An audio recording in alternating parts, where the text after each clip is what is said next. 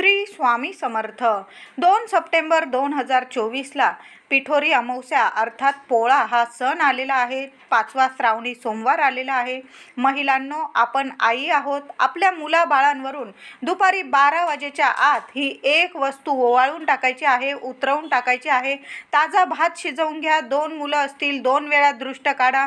1 मूल असेल 1 वेळा दृष्ट काढा. मुलांना पूर्व पश्चिम उभं करा.